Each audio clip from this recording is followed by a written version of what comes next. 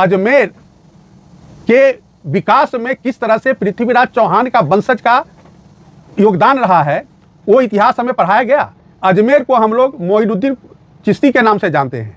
मोइनुद्दीन चिश्ती 1192 में अजमेर गए एक आक्रांता के रूप में, और उन्होंने 75 लाख हिंदुओं का धर्मांतरण करा करके मुस्लिम बनाया। ये इतिहास कभी किसी ने पढ़ाया है? अगर वो अजीत डोभाल साहब कहते हैं कि किस तरह से विदेशी सूफी संतों ने नौटंकी करके हम हिंदुओं को इस्लाम में कन्वर्ट कराया, इस इतिहास को जानो तो उन्होंने क्या गलत कहा।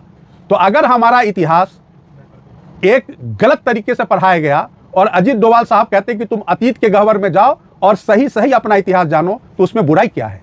लेकिन दुख की बात है कि इस देश में, इस देश के संस्कृति का खिलाफत करने वाले, सेकुलरिज्म के नाम पर ऐसे भी हमारे बीच के लोग हैं जो इस देश के सही इतिहास को लोगों के समक्ष आने नहीं देना चाहते हैं।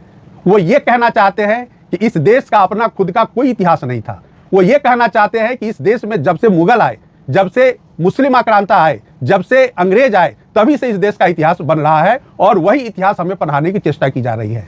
तो इसी द्वंद्व में आज का युवा झूल रहा है। और अजीत डोभाल साहब कहते हैं कि नहीं, आप विदेशी आक्रांताओं के पहले का इतिहास देखो कि हमारा इतिहास कितना गौरवशाली था, हमारी परंपरा कितनी गौरवशाली थी, हमारा साइंस टेक्नोलॉजी कितना गौरवशाली था, हमारा जो कला था वो कितना उन्नत था। इन तमाम बातों को जानो तो उसमें बुराई क्या है।